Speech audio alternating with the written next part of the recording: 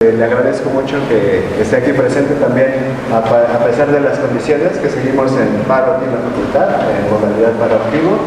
Entonces, pues, espero que les guste mucho eso y bienvenidos todos. Gracias.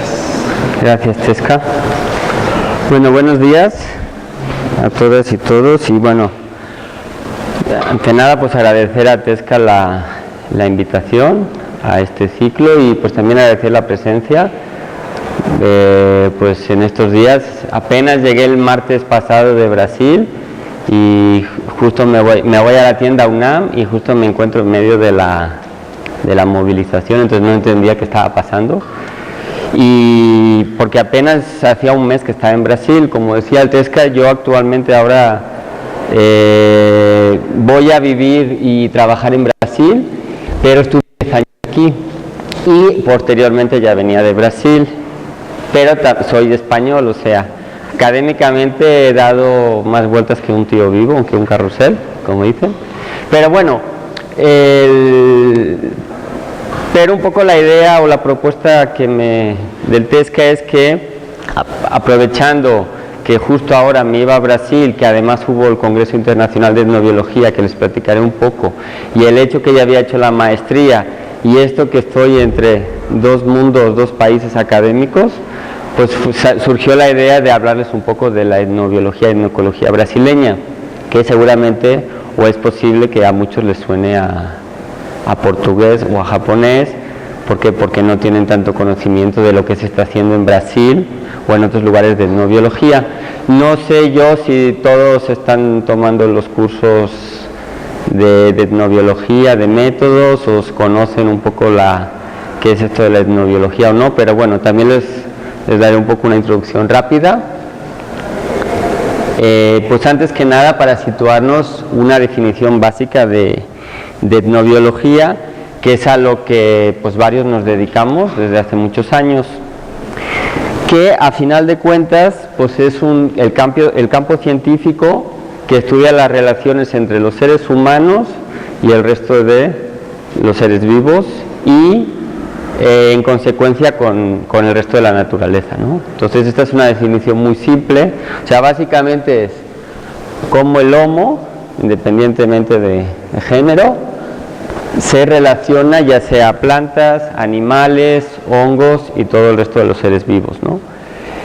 Y entre comillas, ¿por qué? Porque incluso cuando un etnobiólogo trabaja con seres humanos que no son parte de su cultura, empieza a ver que lo que es ser vivo para unos puede no ser para otros y al revés, ¿no? Por ejemplo rápido, para muchos una piedra, una montaña también es un ser vivo, tiene alma, entonces siempre es entre comillas y siempre se cuestiona todo, ¿no? Y naturalezas en plural, ¿por qué? Porque pueden existir en realidad muchas naturalezas, porque si se parte de que la naturaleza es una construcción social, la manera que yo tenga de percibir la naturaleza y lo que hay en ella puede ser muy diferente de, por ejemplo, un Yanomami en Brasil. Entonces la construcción y la conceptualización que esa persona tiene puede ser muy diferente a la mía y eso influye en la manera como me relaciono, ¿ok? Entonces básicamente lo que hacemos los etnobiólogos es estudiar esta relación de los seres humanos con el resto de los seres vivos y obviamente pues sí se hace esa distinción, pero siempre incluyéndonos nosotros como parte de la naturaleza, ¿no? Porque pues como ustedes saben, independientemente del país, muchísimas comunidades humanas no se distinguen de la naturaleza como tal, ¿no? Forman parte de ella, ¿ok? Si tienen alguna duda, comentario tal, me van interrumpiendo, ¿ok? ¿Hasta aquí bien? Entonces, si partimos de la biología, por ejemplo, como buenos biólogos nos han enseñado aquí en la academia que la diversidad biológica, o sea, la variedad de formas de vida que hay en la Tierra, se divide en diferentes niveles de organización, ¿no? Desde el nivel de genes a especies, ecosistemas y paisajes. Esto queda claro, ¿no? Pues ya puestos a poner palabritas y para situarnos, por ejemplo, la etnobiología como tal, o si yo digo que hago etnobiología, ya sea una de las tres áreas más importantes, etnobotánica, etnozoología, etnomicología, se centra mucho al nivel de especie. O sea, la relación de los seres humanos con un conejo, o con el cuiclacoche, o con determinada planta, ¿no? Muy a nivel de especie, ¿ok? Cuando utilizas la palabra etnoecología, obviamente incluye esta relación con las especies, pero ya se va a un grado más amplio, que es a nivel ya de paisaje y de ecosistema.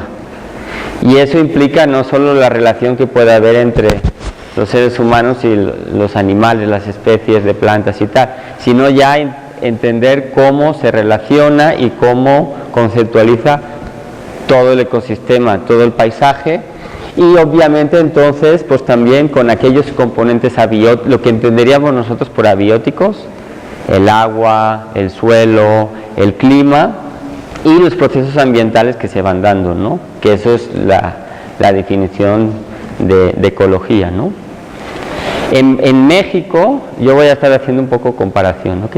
En México se centra mucho en etnobiología. Sí hay gente que hace etnoecología, va más allá, pero incluso en términos académicos se maneja mucho la palabra etnobiología. De hecho, cuando me propusieron el TESCA, me dijo, pues etnobiología brasileña. Incluso en su cabeza, y ahora no tenía quizá la palabra etnoecología, porque nos vamos mucho a etnobiología, ¿ok?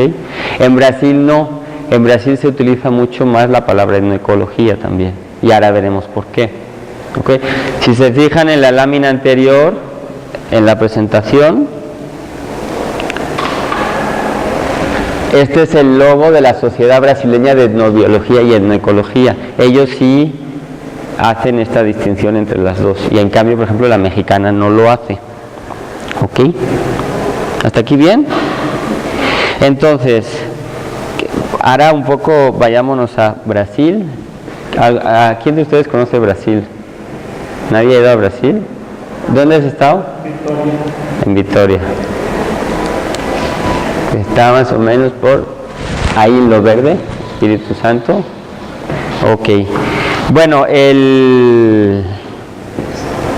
gracias.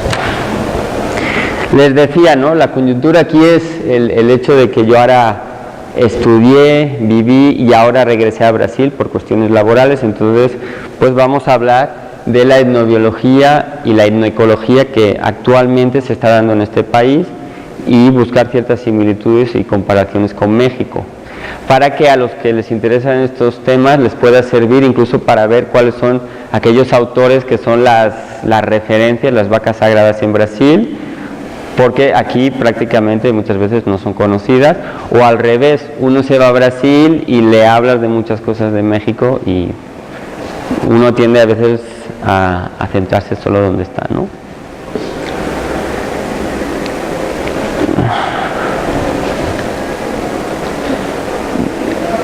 ¿Sí se han fijado alguna vez en la bandera de Brasil? No sé si hay la palabra escrita orden y progreso. Y esto es una curiosidad para que se ubiquen, ¿no? Hay 27 estrellas en la bandera. Cada estrella es uno de los 26 estados y la última es el Distrito Federal.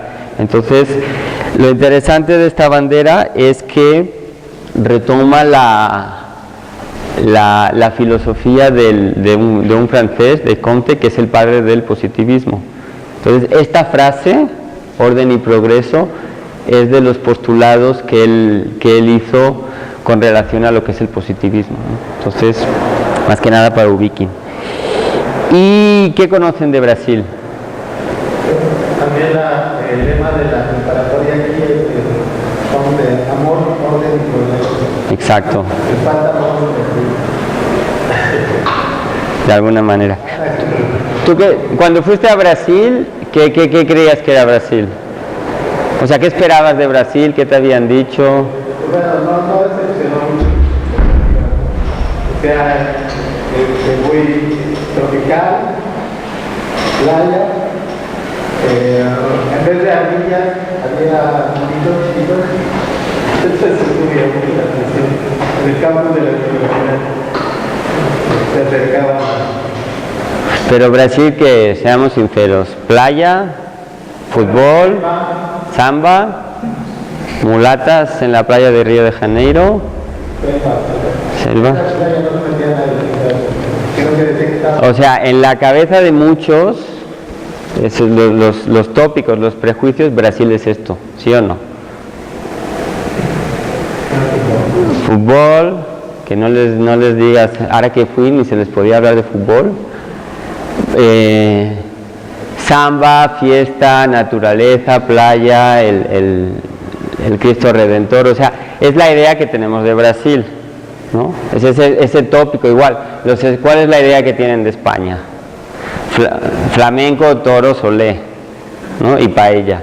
O sea, muchas veces el problema es que nos quedamos con esos tópicos, ¿no? Pero aquí en México igual. ¿Cuáles son los tópicos de México? Mariachis, un huevón sentado durmiendo en el cactus, ¿sí o no? El chile, tal. O sea, es triste, pero si tú le preguntas a un español, y eso es verdad, le preguntas a un español qué imagen puede tener de México si no ha venido y lo ha conocido, es esto. El Speedy González, no sé qué, tal. Entonces, y eso hay que romper esos tópicos. Y un etnobiólogo precisamente rompe con esos tópicos, porque se preocupa de conocer más allá, ¿no? La cultura, la sociedad, la cosmovisión, todo, ¿no? Entonces, la mirada que tenemos que tener tiene que ser mucho más profunda para entender lo que en este caso sería Brasil, al igual que lo que sería México. Para un etnobiólogo, aquí en México, siempre, le guste o no, va a acabar también fijando mucho en el pasado prehispánico que había en México, ¿no? Ya sea porque le interesa y lo estudia de forma más directa con arqueología, o porque es arqueólogo y lo relaciona y lo compara con estudios etnográficos actuales. Y en Brasil pasa lo mismo. Lo que pasa es que, por ejemplo, en Brasil no hubo estas grandes civilizaciones como las que hubo aquí, maya, mexica, o en Perú con los incas, ¿no? Entonces ellos parten de otra historia, de otra realidad, pero al final de cuentas existe ese componente humano y existe ese componente de diversidad biológica que es riquísimo, que es lo que hace precisamente este juego de entender, estudiar esta relación, ¿ok? Y al igual que México, pues Brasil es... ¿Cuáles son estos países?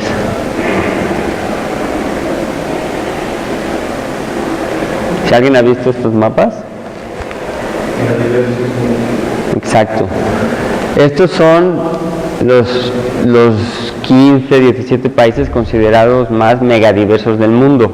Estos mapas hay muchísimos estudios que además, si se fijan, prácticamente corren entre los trópicos, ¿no? Entonces hay muchos trabajos que han demostrado que una serie de países son los más ricos en términos biológicos, donde precisamente se encuentran Brasil, México y Colombia, o bueno, toda esta serie de países.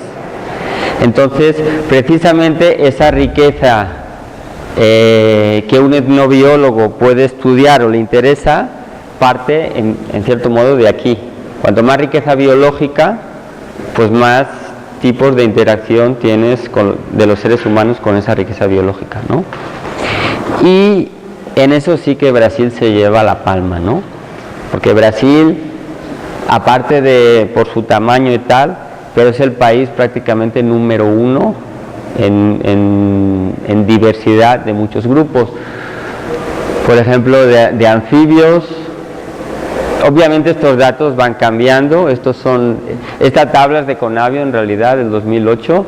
Luego México se anda peleando con Australia, a ver quién es el que tiene más reptiles. Un día es Australia, el día siguiente es México, tal. Pero lo importante es ver que siempre entre los 5 primeros, siempre está Brasil y siempre está México. Normalmente Brasil es el primero siempre en plantas, en anfibios, el segundo en mamíferos, el cuarto en reptiles, el segundo en aves, el primero en aves es Colombia. Pero lo importante es ver eso, ¿no? Que siempre son estos países que están ahí, ¿no? En biología, pues desde el primer día lo comentan, ¿no? Pero, y vuelvo a lo mismo, toda esa riqueza Y como veremos ahora, está relacionado a toda esta riqueza social y cultural que está ahí presente y que en realidad se correlaciona. Siempre hay este mito,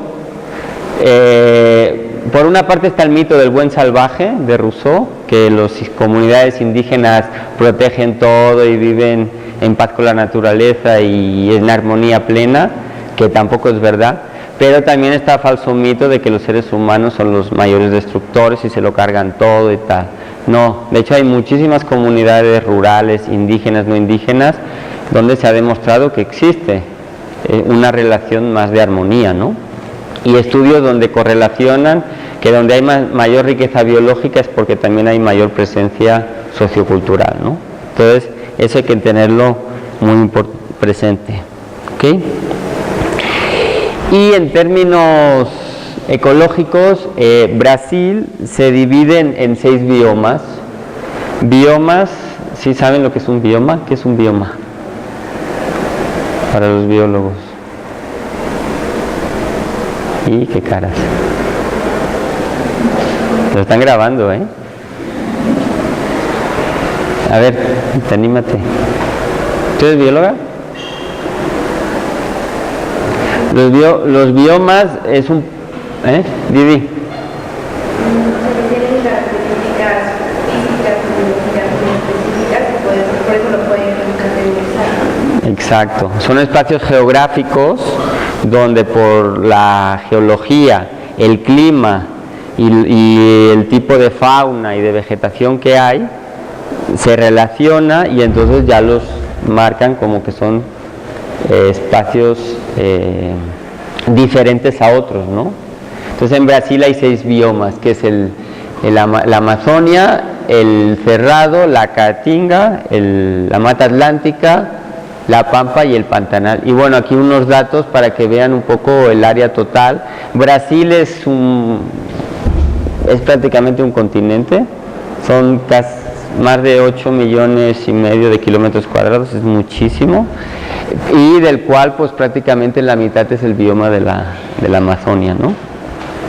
Y cada uno de estos, pues lo que comentaba, ¿no? Tiene unas características diferentes, ¿no? Por ejemplo, la Amazonia, pues estas son selvas tropicales, altas, igual que la Mata Atlántica, pero tiene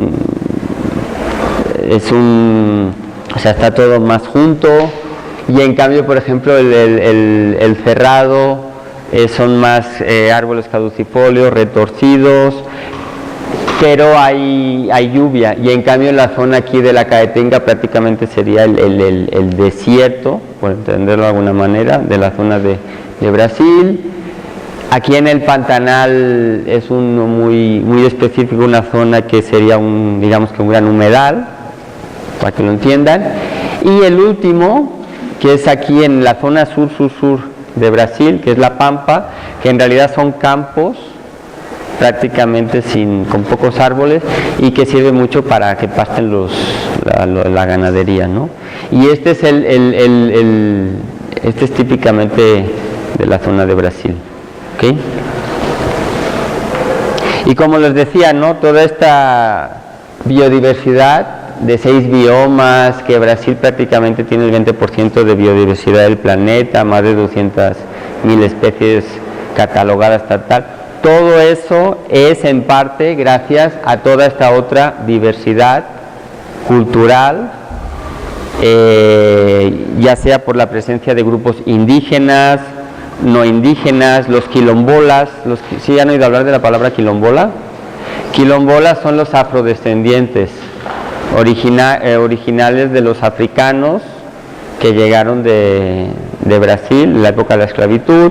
Y aparte en Brasil se usa mucho la distinción de comunidades indígenas y pueblos tradicionales. Esos pueblos tradicionales representan que son toda una serie de colectivos humanos que tienen muchos conocimientos tradicionales, pero no son considerados indígenas como tal, que serían caizaras, catadores de coco, barceiros, o sea, se distinguen por la actividad y el lugar donde están. Catadores es que recolectan cangrejos, ¿no? Ribeiriños pescadores ribeiriños es porque viven en las orillas de los ríos, ¿no? Pero no son comunidades indígenas como tal. ¿Qué serían estos aquí? Bueno, por ejemplo, indígenas de origen africano, y esta puede ser de origen africano también, pero podría ser perfectamente una caitzara, ¿no? Quebraderas de coco, pues son colectivos humanos que se dedican básicamente a recoger cocos y a cortarlos, venderlos, y toda su economía depende del cultivo de los cocos, ¿no? Las palmeras. ¿Ok? Entonces, todo eso es lo que actualmente se llama por diversidad biocultural. Esta palabrita que se usa mucho, ¿no? Que es lo biológico y lo cultural. Pero todo eso sin olvidarse de un tercer tipo de diversidad biológica, que sería todo lo domesticado, ¿no? Nos vamos mucho por lo silvestre, pero no hay que olvidarnos que producto de esta interrelación entre lo silvestre y lo sociocultural, pues hay toda una diversidad doméstica, ¿no? El maíz, por ejemplo, que sin maíz no hay país, ¿no? Aquí el maíz es importantísimo. El maíz es una especie, pero se ha diversificado en más de 40 razas, ¿no? 60. Sí, más o menos. El frijol igual, tal. Pues en Brasil lo mismo, ¿no? Lo que aquí es el maíz, ahí es la yuca, ¿no? Sería un poco el equivalente en importancia. Y imágenes de la época, por ejemplo, de los indígenas, donde también ya ha habido procesos de domesticación o de manejo, ¿no? Por ejemplo, la yuca como tal, en Brasil, si te la comes te mueres.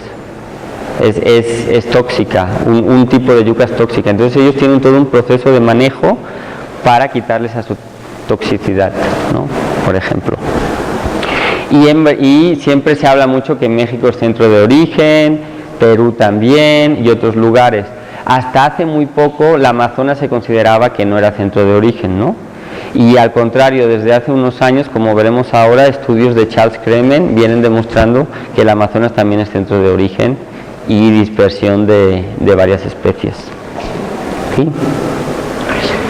Y bueno, Brasil, y esto es muy importante entenderlo para ubicar cómo actualmente está formado la sociedad brasileña y obviamente los estudios que un etnobiólogo hace. Brasil es un crisol de culturas y de historias y de orígenes impresionante. Yo me atrevo a decir, quizá decir más que México no sería lo correcto, pues cada quien tiene su contexto, pero es impresionante porque hay tres componentes principales: los indígenas, que ya estaban, ¿no? Los europeos blancos que llegaron y colonizaron y conquistaron, exactamente el mismo proceso de aquí. La diferencia es que los portugueses, porque en Brasil fueron portugueses, no se encontraron un gran Tenochtitlán y todo esto, ¿no? Se encontraron a grupos más o menos grandes que vivían en la selva, ¿no? Pero bueno, la cuestión es la misma, ¿no? Colonizar, riquezas, evangelizar, todo eso, ¿ok? Incluso de los indígenas y de los blancos, si se mezclan, salen los caboclos, es el término que se usa allí. Entonces, los mestizos de aquí son los caboclos de allí. Entonces, actualmente la sociedad brasileña también tiene muchos de origen mezcla, ¿no? Caboclo, y todo lo que implica. Pero además, Brasil tiene un componente muy importante, muy fuerte, negro, de los africanos que vinieron en la época de la esclavitud. Los portugueses se llevaron a muchos africanos para trabajar en las plantaciones de caña de azúcar y de algodón y todo lo que supone eso, ¿no? Entonces es una mezcla actual impresionante. Y como todo, ¿no? Hay muchos trabajos de naturalistas, de cronistas, de exploradores que, o ya sea del siglo XVI o más tarde, que se dedicaron a describir pues cómo eran estos grupos, en este caso indígenas, ¿no? Que si uno los ve, hasta parecería un poco que la representación los pinta hasta un poco hasta salvajes, ¿no? Esta idea de que los indígenas podían ser salvajes, pero bueno, aquí ya es interesante, por ejemplo, en términos de etnozoología, como se ve ya el uso que hacían. Esto yo lo interpreto que son tortugas, ¿no? Entonces pues ya está diciendo el uso que hacían de un recurso, técnicas de caza, pero si se fijan aquí, pues esto no va. Bueno, ahí a la izquierda parecería ya que es un señor portugués, que es uno de los capataces que está obligando a... Yo lo interpreto así, no sé cómo lo vean ustedes. Pero bueno, en eso no se diferencia mucho de lo de aquí, ¿no? Y el componente indígena en Brasil es muy importante, obviamente como aquí. La gran diferencia es que eso también es por las condiciones climáticas y tal. Por ejemplo, en España, cuando yo le decía que trabajaba en México con grupos indígenas, mis amigos de España enseguida se les metía en la cabeza de taparrabo, arco y flecha, ¿no? Y no. Aquí muchos indígenas van con Ford Lobo, GPS y no sé qué, pero no dejan de ser indígenas, ¿no? En Brasil sí aún hay mucho este componente de que muchos grupos indígenas son esta imagen que tenemos de arco y flecha, taparrabo y tal. De hecho, en el Amazonas hay muchos grupos no contactados o que están en aislamiento voluntario. De hecho, hace poco salió una noticia que entre Brasil y Perú acaban de localizar otro posible grupo indígena que no estaba contactado. O sea, en pleno siglo XXI. O sea, imagínense lo que implica eso, y obviamente por las dimensiones que es en este caso el Amazonas, ¿no? Que haya zonas que aún hay grupos no contactados, ¿no? Pero aún existe la idea y estos grupos indígenas, ¿no? Y de hecho los datos más actuales es del 2016 del Instituto de Estudio Ambiental, donde dice que existen 235 pueblos indígenas autorreconocidos ellos como tal. ¿Por qué? Pues porque tienen una lengua propia, una cosmovisión, un territorio delimitado, una historia, una cultura, ¿no? La gran diferencia es que en términos poblacionales son mucho menos gente, ¿no? Si se fijan, por ejemplo, los Akutsu, pues el último censo eran 5 individuos. Entonces, en general los grupos indígenas son pocos, y los grupos que tienen mayor, por ejemplo, ahora ya me pasé a la última, por ejemplo los Yanomami, que son bastante conocidos, se han oído mucho hablar de los Yanomamis, tienen casi 20.000. Otros grupos tienen, más o menos los que tienen más son 20.000. O sea, si lo comparas con los mayas yucatecos, que tienen 1,5 millones, o los de origen náhuatl, que son casi 2,5 millones, 3, ¿no? Así tal, pues es mucho más diferente, ¿no? ¿Sí? Estos datos, si les interesa, luego se los puedo pasar, ¿no? Y también toda la parte lingüística y la zona, y claro, hay grupos que están en Brasil, pero hay grupos que están entre dos países, ¿no? Entre Perú, Brasil, Colombia, y eso pues también tiene implicaciones jurídicas que van mucho más allá ya que de soberanía nacional, ¿no? Es mucho más difícil. Una gran diferencia es que, por ejemplo, en Brasil, los grupos indígenas, sobre todo en el Amazonas, la cosmovisión parte del hecho de que todos, originalmente todos somos humanos, no animales. Y esa es la gran diferencia, por ejemplo, con el naturalismo o lo que nos han enseñado en el mundo académico, ¿no? ¿Qué nos han enseñado? Que los seres humanos somos animales, ¿no? Que hemos evolucionado, pero somos animales, y llega un momento que ya hasta pareciera que somos menos animales que los animales, ¿no? Pero somos de origen animal. Aquí la lógica es la opuesta, y obviamente eso es muy importante tenerlo en cuenta porque también determina entender cómo se relacionan con la naturaleza, y un etnobiólogo luego cómo estudia y llega a interpretar eso, ¿no? Aquí muchos grupos indígenas parten de que el origen es humano. Por ejemplo, los Nenahue de Mato Grosso, ¿qué dicen? Que antiguamente todos eran humanos. O sea, una hormiga, para que lo entiendan, una hormiga, un jabalí o un enahue, por ejemplo, todos son humanos. Antiguamente eran humanos. Pero por un acontecimiento X, en este caso, que dicen ellos que el pez docose mitológico, que la verdad no sé quién es, se murió, sucede algo y eso origina una transformación social de esos humanos, al grado de que varios de ellos pierden la condición humana, el cuerpo humano, ¿entienden? O sea, la esencia, el alma, el espíritu, para que lo entiendan, sigue siendo humano, pero el cuerpo ya no es humano. Entonces, actualmente las hormigas, los peces y otros animales que nosotros entendemos han dejado de ser humanos. ¿Sí? ¿Esto queda claro? Pero esto es muy importante porque para ellos determina incluso las prácticas de consumo, al grado de que este grupo, por ejemplo, no come carne de caza, ni tortugas, ni aves. ¿Alguien sabe por qué? ¿O puede interpretar por qué?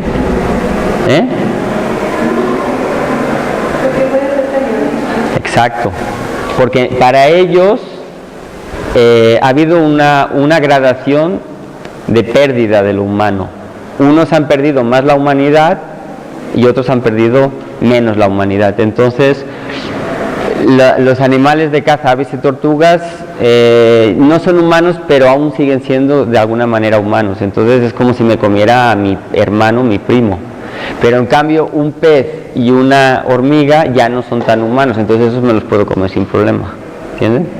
Entonces fíjense cómo la cosmovisión de ellos determina las prácticas alimenticias, ¿no? Y como hay millones de casos, ¿ok?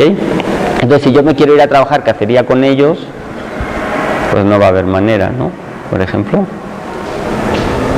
¿ok? Y bueno, lo que les decía, ¿no? Entonces, toda esta riqueza de pueblos indígenas actual, que siguen siendo indígenas, entonces pues obviamente ha sufrido muchas variaciones de antes que llegaron los españoles, ¿no? O sea, obviamente es como aquí, ¿no? La cultura ya no es la misma de la que tenían antes, se ha ido resignificando, pero esa esencia, ese núcleo duro que aquí diría López Austin, se mantiene. Existen muchos grupos indígenas, pero a la vez también existen lo que les decía, ¿no? Muchos caboclos, que son descendientes de esta mezcla de indígena y mestizo, que ellos también tienen pues todas unas prácticas rituales, alimenticias, o sea, la variedad es enorme. Y a todo eso pues le sumamos lo que les decía, el componente además africano, que vino a enriquecer muchísimo toda esa riqueza biocultural. Lo que les decía, ¿no? Esto es una noticia que leí el otro día en el periódico, que hace de hecho les puedo mandar si quieren, hace una comparación muy interesante. Si se fijan, Brasil es el único país que habla portugués, es Brasil, y es un país, ¿no? Y todos los demás, sin contar Estados Unidos, todo el resto hablan español. Y fíjense cómo de un solo territorio de la corona española se dividió en 17 países y Brasil se mantuvo intacto. Entonces la pregunta es ¿por qué? Hay todo un estudio de eso que explica las causas y esta imagen la tomé de allí y lo interesante es, fíjense, a diferencia de los españoles que no trajeron tantos esclavos, sí en Cuba, sobre todo por eso Cuba se dice que es negra, y la zona del Caribe, pero fíjense la cantidad de esclavos que llegó a traer Portugal para África. O sea, el componente africano es muy importante en África, casi 5 millones de esclavos africanos, eso es muchísimo. Y obviamente ellos se trajeron su cultura, sus dioses, su alimento, sus tipos de relaciones, y tuvieron que adaptarlo a la nueva realidad y resignificarlo. Y bueno, esta es la imagen típica de esa época, ¿no? Por ejemplo, esto es una negra, que puede ser esclava o no, y bueno, todo el contexto de exuberancia que existía en esas épocas, ¿no? Que obviamente no no había tanta degradación y tal. Hasta aquí bien, vamos viendo esa relación, ¿no? En la culinaria, por ejemplo, África le aportó muchísimo a la culinaria brasileña, ¿no? Toda la cuestión del aceite, por ejemplo, el aceite de dendé, muchas frutas, y al revés, los africanos, que ahora son los brasileños de origen africano, incorporaron muchas cosas de los indígenas, de los blancos, o sea, es toda esa mezcla. ¿Qué es lo que nos encontramos aquí? O sea, no hay tanta diferencia, ¿no? Que lo entiendan. O sobre todo, y esto allí es muy importante, la parte ritual de las religiones afro-brasileñas. ¿Han oído hablar de las religiones afro-brasileñas? Candomblé, Umbanda, Macumba, ¿han oído hablar? ¿No? En África existían una serie de religiones que básicamente son animistas, o sea, culto a los seres de la naturaleza, que claro, se la llevaron los africanos para Brasil, y esas religiones se mezclaron con los componentes de los elementos sobrenaturales de los indígenas, pero también, por ejemplo, con el espiritismo que venía de Europa. O sea, hubo toda una mezcla y se originaron una nueva serie de religiones que ya no son, digamos que 100% auténticas de sus lugares de origen, ¿no? Y en Brasil existen las religiones afrodescendientes, afrobrasileñas, como el candomblé, donde todo gira alrededor de los orixás. Los orixás es el panteón de las divinidades de estas religiones, ¿ok? Y son los protectores de la naturaleza. Por ejemplo, está el orixá que cuida el agua del mar, el orixá que cuida el bosque, el orixá que controla el viento, un poco como el panteón mexica, ¿no? Para que nos entendamos. Y todo el culto, los trajes estos son de los orixás. Entonces, en estas religiones, cuando tú eres un adepto de estas religiones, estás bailando, estás en el ritual, entonces el orixá se te incorpora, dicen que te monta, tú eres su caballo, así lo dicen. Entonces es como que te posee, porque lo entiendan. Entonces en ese momento las otras personas que te ayudan te visten con el atuendo del orixá y ya te dan la comida del orixá y los objetos del orixá, ¿no? Y tú eres ese orixá porque te está incorporando. Entonces toda esa religión gira en torno a eso, ¿ok? Y mi orixá, cada uno de nosotros, lo crean o no, pero cada uno de nosotros tiene 3 orixás que le rigen. En mi caso es Oshosi, que es este de aquí. Este es un cuadro, tapete que yo tengo en casa. Oshosi, que además lleva un arco, es el protector de la fauna y la flora y el señor de los cazadores. No por acaso yo acabé trabajando con cacería, y en mis últimos 10 años aquí con mayas yucatecos, trabajando con cacería ritual, ha habido todo un entorno muy de cosmovisión simbólico en relación a estas divinidades. Esto es en Brasil, ¿vale? Y el componente africano, ¿ok? Pero este tipo de divinidades sobrenaturales nos las encontramos en todos lados, ahí no hay diferencia. Esta sería la versión en Brasil de los indígenas, el curupira, que precisamente también es un ser sobrenatural, un tipo duendecito, para que lo entiendan, que protege a los animales, ya sea diciéndole a los cazadores que ya párale, se te pasó la mano, ya cazaste demasiado, o actualmente más a las mineradoras, deforestación, todo esto, de que pues no acabes con el bosque, ¿no? Entonces, esta serie de personajes, de elementos de la cosmovisión, perduran en muchísimos lugares, ¿no? Ya sea una visión más indígena, ya sea una visión más africana, ¿no? Y aquí hay un elemento muy interesante, no sé si se fijan en un detalle del personaje. que obviamente aquí lo pintan como un ogro, ¿no? Como que es malo, malo. No es que sea malo bueno, eso de conceptos de malo bueno es muy relativo, ¿no? Pero fíjense cómo tiene el pie, lo tiene al revés. O sea, él camina y pareciera que camina para allá. Esto es muy característico, porque está engañando al cazador, el cazador cree que va para allá y en realidad está yendo para allá, ¿no? Entonces, todos estos personajes tienen una serie de elementos anatómicos que sirven para engañar al cazador, y hay diferentes variedades regionales, ¿no? Y ahora parte de mi trabajo en Brasil es centrarme en estos aspectos. Pero lo que les decía, tú te vas a Quintana Roo con los mayas yucatecos y tenemos al Zip. No sé si han oído hablar del Zip. Es un venadito pequeño, de pequeña estatura, pero con una cornamenta enorme y con un nido de avispas. Y es exactamente lo mismo, la misma función. Es un protector de los animales, en este caso muy específico de los venados, porque si te portas mal, las avispas te pican y te matan. Entonces, toda esta serie de elementos, personajes sobrenaturales, los encontramos en todos lados, ¿no? No hay diferencia. Y bueno, las ofrendas que implican, ¿no? En este caso es una ofrenda para el Zip en un ritual en Quintana Roo, pues en Brasil lo mismo, ¿ok? Y otra orisha que a mí me gusta mucho porque también es de las que me rige y es muy querida en Brasil es Iemanjá. ¿No han oído hablar de Iemanjá? Ella es la señora, se considera que es la madre de los orishas y es la señora del mar.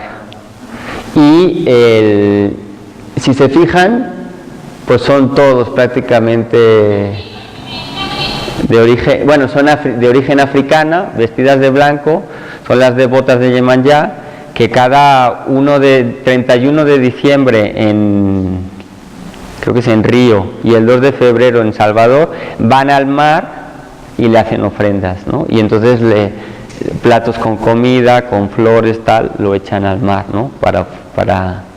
De ofrenda. Entonces son fiestas que están muy arraigadas actualmente en la cultura brasileña, ¿no? Seas más creyente o no. Es como el Día de Muertos aquí, para que lo entiendan, y lo que implica, pues allí son este tipo de fiestas.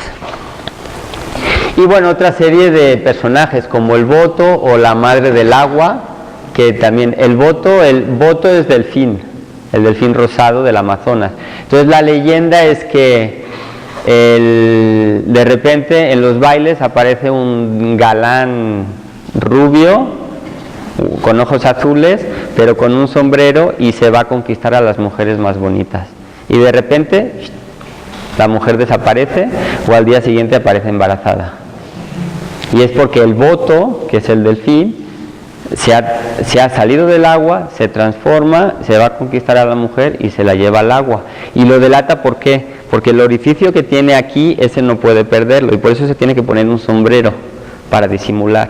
Entonces todo este tipo de creencias pues también es una manera de explicar o de justificar por qué fulanita se quedaba embarazada o por qué no sé qué, no sé cuántos, ¿no? Entonces son creencias que están muy arraigadas en la cultura, ¿qué hora es? En la cultura amazónica. ¿Hasta aquí bien? A ver. Y bueno, pues también, ¿no? Muchísimos estudios, lo que hizo aquí Humboldt, ¿no? Sí saben, ¿no? La figura de Humboldt, cronista, explorador, naturalista, tal, pues en Brasil tiene sus Humboldts, ¿no? En este caso es von Martius, que hizo toda una ruta por Brasil y se dedicó a catalogar cuál era la flora en términos taxonómicos botánicos, pero se dedicó también a registrar pues todos los usos que le dan a esa flora, ¿no? Y otros pues a los animales y tal, ¿no? Por ejemplo, un ejemplo, ese de ahí, contra la congestión del hígado utilizan los sertanejos. Sertanejos son la gente que vive en el sertón. El sertón es esta zona de la Caatinga que es muy árido, ¿no? A veces funciona, píldoras grandes de cena, caroba, aloes, maná y mercurio, o sea, toda la mezcla y todo el uso tradicional que utilizaban de plantas, animales y tal. O sea, es muy parecido. Y otros ejemplos, ¿no?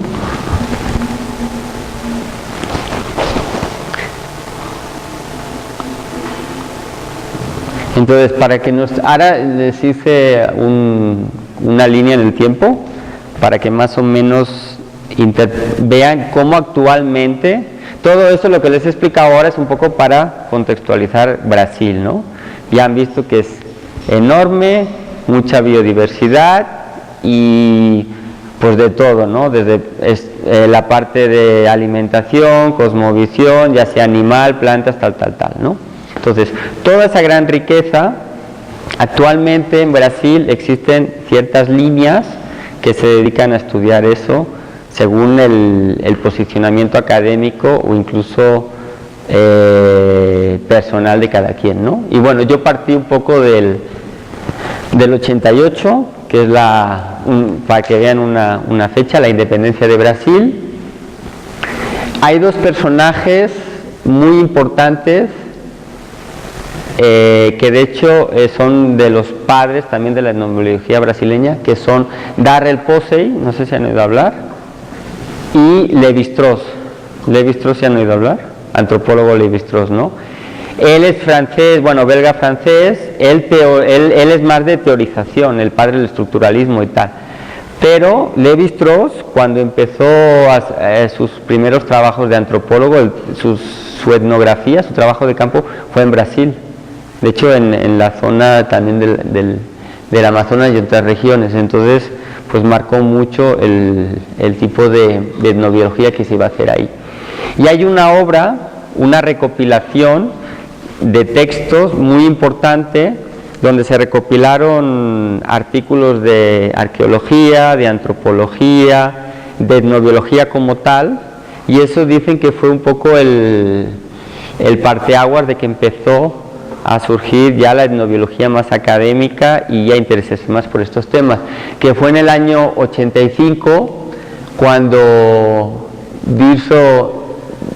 Darcy Ribeiro publicó la Suma Etnológica Brasileña, que teóricamente iban a ser 7 tomos de diferentes temáticas, ¿no? Etnobiología, lingüística, arqueología, antropología, no sé qué, no sé cuántos, tal. Y eso iba a ser la recopilación de toda una serie de trabajos previos que se habían hecho durante muchos años antes, ¿no? Al final solo se publicó el primero y el segundo nivel, pero este número 1 es muy importante porque aquí empiezan a ver los primeros textos de etnobiología como tal, recopilados, y donde se empieza incluso a proponer una definición de qué es etnobiología, ¿ok? Pero a partir de estas obras surgen varias líneas de maneras de entender la etnobiología y de lo que nos interesa entender, ¿no?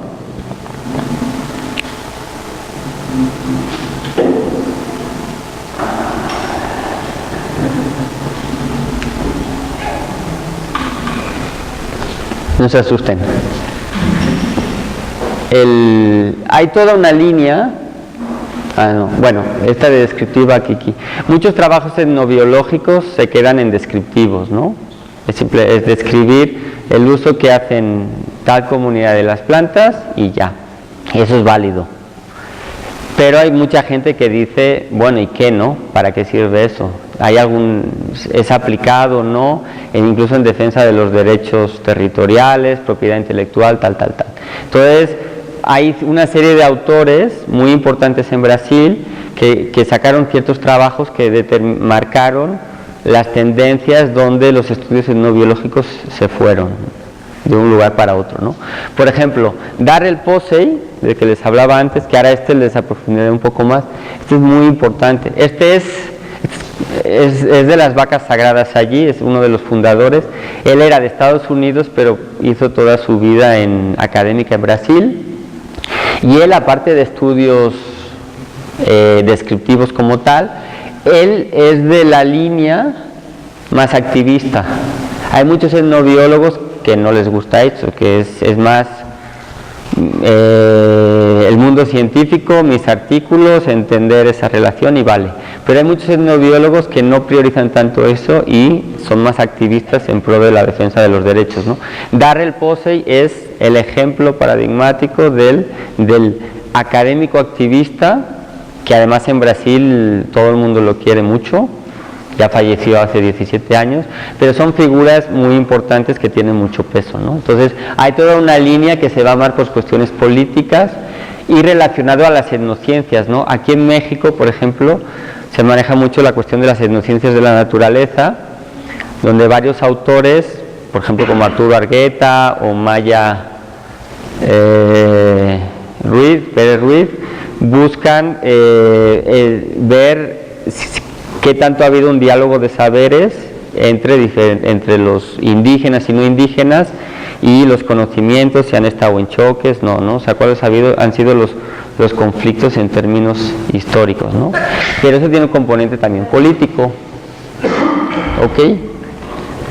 Hay una línea hay pues un poco lo que ha pasado aquí, ¿no? La etnobotánica siempre ha tenido más presencia que la etnozoología o la etnomicología, ¿no? En todos lados. Por ejemplo, aquí en México la etnomiología es muy fuerte.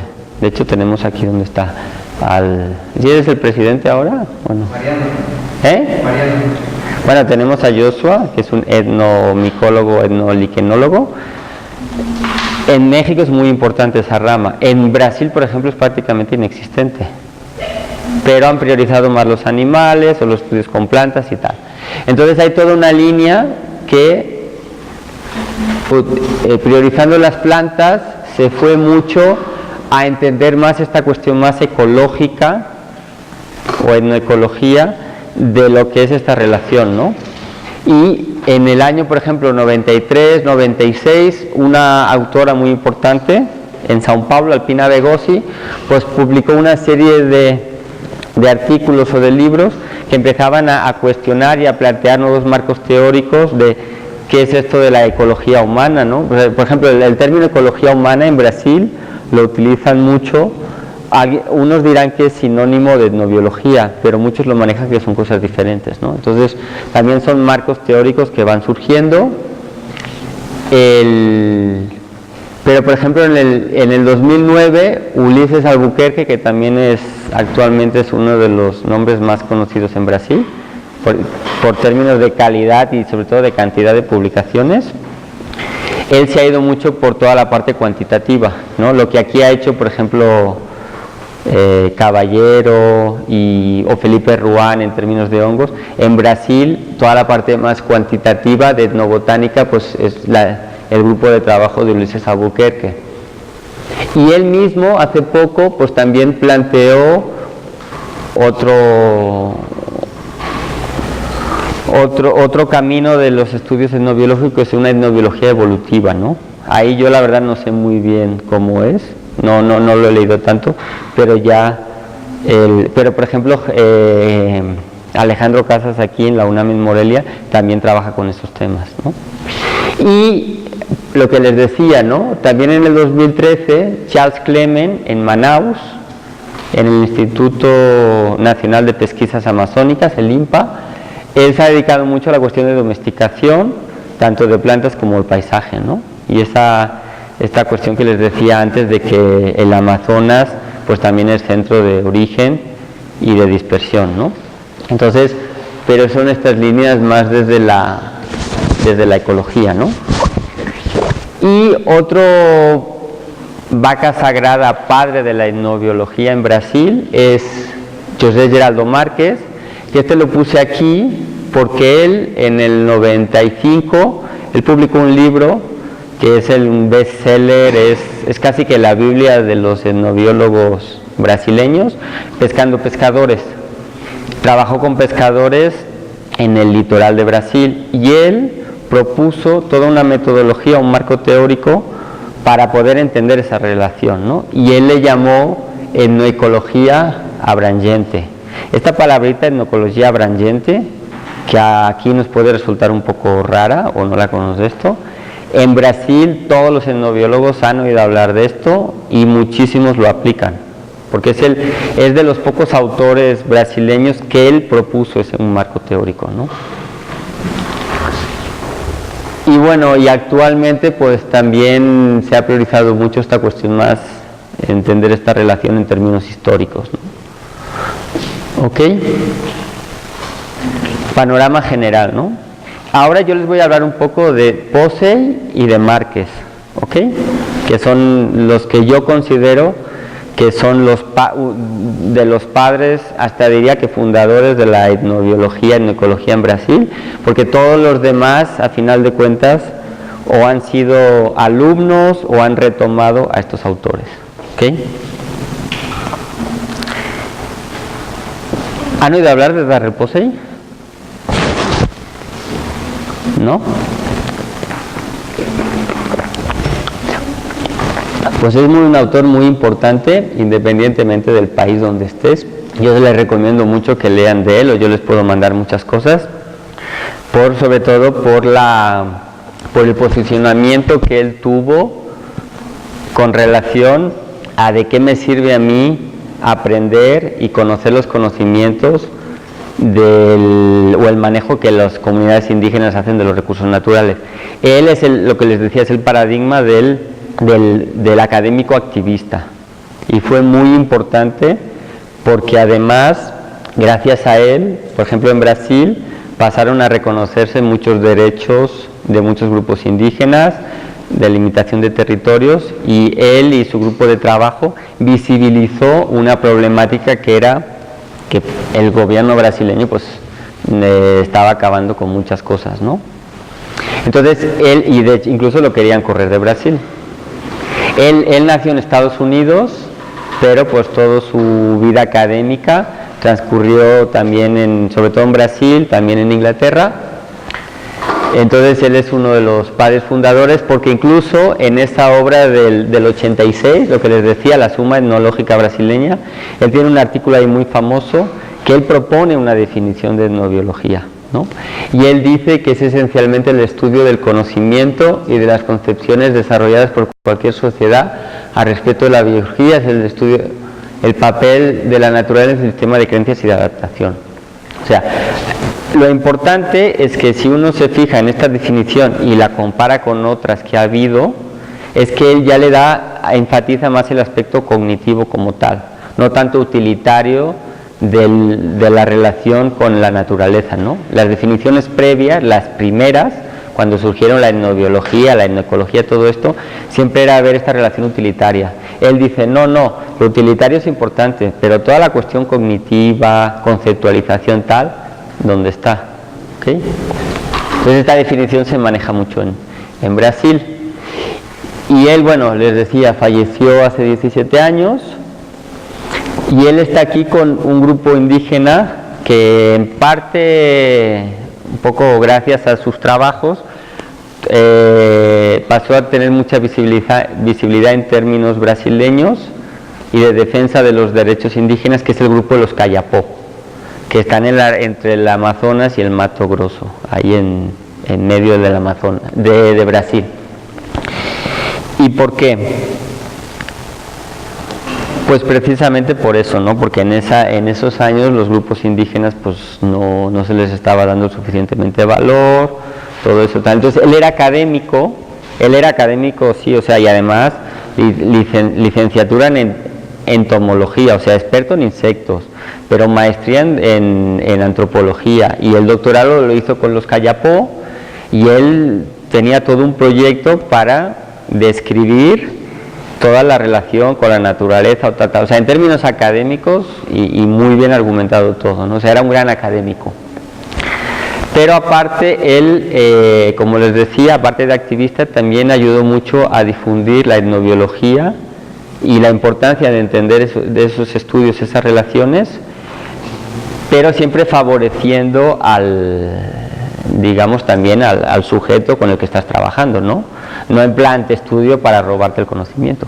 Entonces, él organizó, él y varias personas, y esto es muy importante, esto es también un parteaguas en la etnobiología de Brasil, pero sobre todo a nivel mundial, es que en el año 88 él organizó el primer Congreso Internacional de Etnobiología, que fue en la ciudad de Belén, en Brasil. Que de ahí, además, Posey, se derivaron dos cosas muy importantes. Primero, que se creó la Sociedad Internacional de Etnobiología, ¿no? Y más importante aún, lo de la Declaración de Belén. La Declaración de Belén es una carta que surgió a partir del Congreso, donde ellos, junto a los pueblos indígenas, sociedad civil y otros colectivos, se posicionaban frente al gobierno, frente a las injusticias, gobierno brasileño, pero en general, y empresas y tal, para criticar las injusticias y para defender la causa de pueblos indígenas, en pro de la conservación, del territorio, tal. Y esta carta es muy, dentro de la etnobiología es muy importante porque ha marcado la pauta, o teóricamente tendría que haber marcado la pauta, de la línea que se ha seguido dentro de la etnobiología cuando se tiene un posicionamiento más, digamos que político, ¿no? Si me entienden, ¿sí? Entonces es muy importante. Y actualmente, que es lo que les hablaré después, hace un mes fue el Belén más 30. Se volvió a organizar después de 30 años el Congreso de la Sociedad Etnobiológica Internacional de Etnobiología, se volvió a organizar en Belén y fue el Belén más 30, y un poco fue retomar y hacer una autocrítica de lo que se ha cumplido, no se ha cumplido y cómo está la situación actual y todo esto. Entonces la etnobiología internacional, y sobre todo la brasileña ahora porque fue allí, gira en torno a todo esto. ¿Okay? ¿Sí? Entonces lo que les decía, el proyecto Cayapó, que fue del 82 al 2001, fue muy importante. Bueno, estos son Cayapós. Aparte de que ayudó a conocer los conocimientos y el manejo que hacen los Cayapós de la naturaleza y tal, lo importante, lo aplicado como tal, es que a raíz de eso él creó y coordinó un grupo internacional de trabajo sobre los derechos de propiedad intelectual de los pueblos indígenas, ¿no? Y aquí es donde se empieza toda esta línea de la crítica al protocolo de Nagoya, a la problemática de los transgénicos, todo que ahora está muy de moda y en boga, en esa época pues apenas estaba empezando, ¿no? Entonces por eso él también es uno de los padres de toda esta línea dentro de la etnobiología y de otros campos académicos que están luchando contra eso. ¿Okay? ¿Sí? Entonces Posey en Brasil es muy importante, ¿no? De hecho decían en broma que existe, que aún está el espíritu, el fantasma de Posey, que va rondando ahí por los congresos y va diciendo, o sea, lo tienen, imagínense, lo tienen tan presente. El otro es Geraldo Márquez. Él aún vive, él es brasileño, de la región del Nordeste. Él hace unos años tuvimos la fortuna de tenerlo aquí en Cuernavaca, en la UNAM, que nos dio un curso de etnoecología abrangente, que es lo que él propone. Y él, digamos que va un poco más allá de las definiciones de lo, sí saben, ¿no? Multidisciplina, interdisciplina, transdisciplina, ¿no? Todas esas palabritas. Él dice que la etnobiología ya no hace interdisciplina, ya hace transdisciplina, ya va más allá. Y él plantea una definición que él tiene de etnoecología del 95, es que la etnoecología pues es el estudio de las interacciones de la humanidad con la ecosfera, o sea, con la naturaleza, pero aquí está lo importante y la gran diferencia, que eso descansa en la comprensión de los sentimientos, comportamientos, conocimientos y creencias que se tienen, ¿no? Él, lo que se dice que él aportó es precisamente esto de los sentimientos, esta parte más emocional, afectiva, que influye esa relación. Los anteriores autores no lo habían planteado, ¿no? Y él dice que eso es un aspecto muy importante. Y él también hace mucho una comparación o intenta integrar el conocimiento ecológico tradicional con el científico, para demostrar y equiparar de que uno no es mejor que el otro y muchas veces se complementan y están hablando de lo mismo. ¿Ok? Entonces, tiene un libro muy famoso que es Pescando Pescadores. Esta es la segunda edición del 2001, donde ya mejoró esta definición. Y lo que les decía, ¿no? El estudio transdisciplinar de los pensamientos y percepciones, o sea, conocimientos y creencias, los sentimientos, sobre todo la cuestión afectiva, o sea, ¿qué es lo que hace que si pase una araña, la mate, o sea, la pise, le acaricie, o me vaya corriendo, o me da igual, ¿no? Esa cuestión emocional que viene mucho de la psicología, ¿no? O sea, todo eso es muy importante. Y determina eso, ¿no? El comportamiento, la actitud, ¿ok? Que es este triángulo que les decía, ¿no? Y se relaciona la percepción, el conocimiento, las creencias que yo tenga, por ejemplo, de una araña, determinarán mi reacción afectiva hacia ella. Y a la vez eso determina mi actitud, ya sea que la mato, que no la mato, y si la mato es bueno o malo, entre comillas, ¿no? Porque también eso es un juicio de valor que no podemos poner, ¿no? El matar o no matar. Tú puedes matar a un animal para alimentarte, teóricamente es bueno, pero si matas a un animal porque no te cae bien, o sea, también son cosas que se discuten, ¿no? Y como a mí me gusta siempre estar comparando, si nos vamos a México, sí han oído hablar de él, ¿no? De Toledo. Este sería el Márquez de Brasil. O sea, todo el mundo ha oído hablar de Toledo. Pues en Brasil pocos conocen a Toledo, o no tanto, y aquí no conocen a Márquez. Pero ellos parten mucho de Toledo también es de los precursores de la etnoecología aquí, no porque la que fundó, creó él, pero es la que le dio mayor ímpetu, mayor desarrollo en los años 80. Él, por ejemplo, en un trabajo muy famoso, él plantea esto del cosmos corpus praxis. Eso se han oído hablar, ¿no? Que para entender esa relación, pues está la cajita del cosmos, la cajita del corpus y de la praxis. Márquez plantea algo parecido, pero por ejemplo, lo que les decía, Márquez sí le da más prioridad a los sentimientos, que es lo que le llama patos, y en cambio Toledo no le da no lo menciona aquí, ¿no? Entonces han habido críticas, así como los estudiantes brasileños siguen al pie de la letra Márquez, y lo que diga Márquez, pues hay que hacer esto y esto y esto.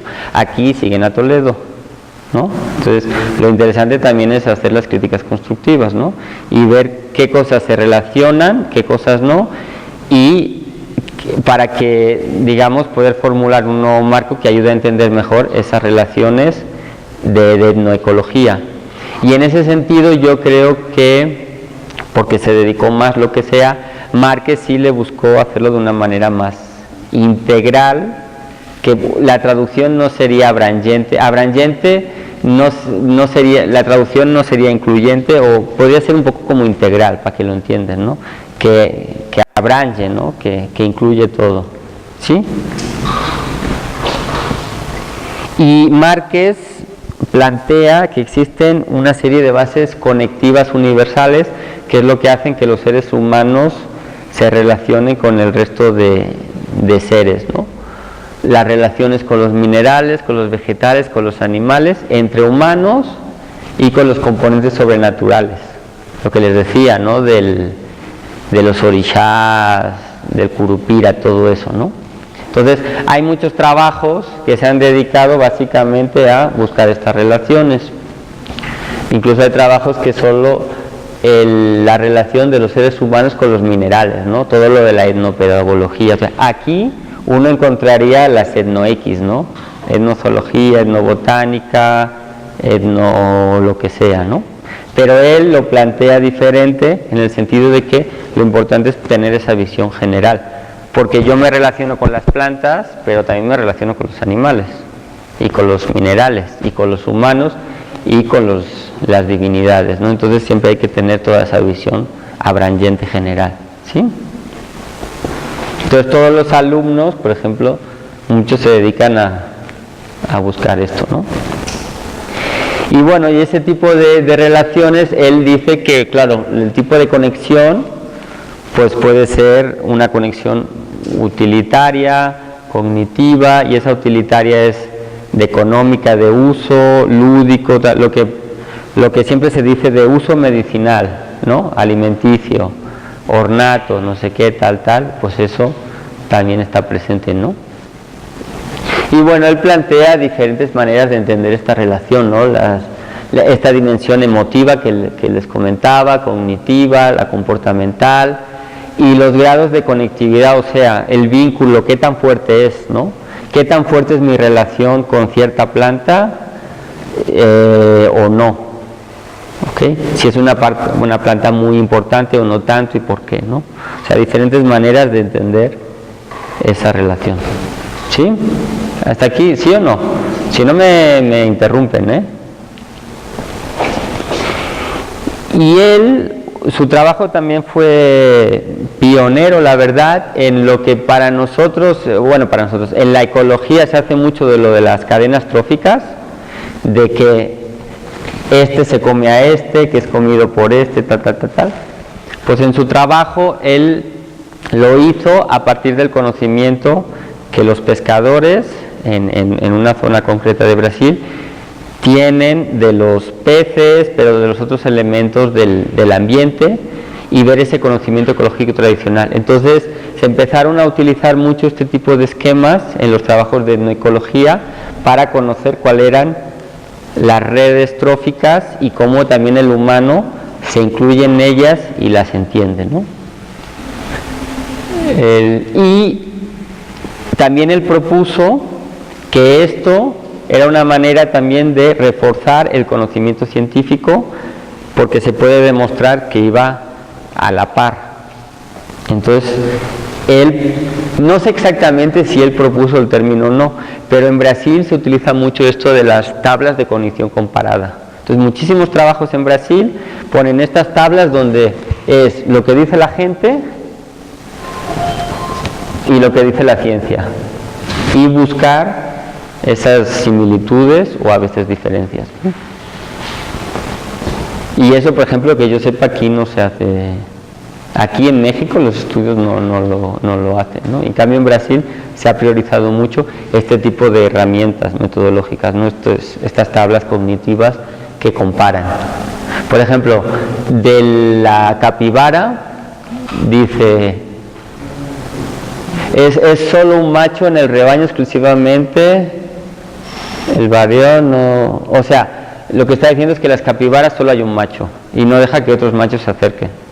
Y eso es producto, pues, de la observación que las personas tienen del comportamiento y de las dinámicas sociales de la capibara, ¿no? Y un autor en la literatura dice: entre ellos los machos impera un régimen de jerarquía social, cada grupo tiene un macho dominante. O sea, este es un ejemplo muy burdo, ¿no? Pero sí hay otros ejemplos donde uno esperaría que a veces quizá no habría un cierto conocimiento, y sí hay un conocimiento muy detallado, ¿no? Y al revés, ha habido casos donde conocimiento de aquí ha ayudado luego a toda la literatura científica, ¿ok? Entonces gira mucho entre entre lo científico académico y lo científico tradicional, como digo yo. Y otra cosa que se le atribuye a Márquez es esto de la hipótesis de la universalidad zooterapéutica, que una cosa que parecería muy obvio, pues lo propuso él y también demostró, y él hizo muchos trabajos con animales medicinales, ¿no? Dice que toda cultura humana que ha desarrollado un sistema médico utiliza los animales como fuente de medicinas. Siempre se ha hablado mucho de las plantas, ¿no? Siempre se asocia mucho a las plantas medicina, donde además hay estudios de principios activos y tal. Pues en Brasil hay muchísimos trabajos con fauna medicinal, y yo incluso diría que más que aquí.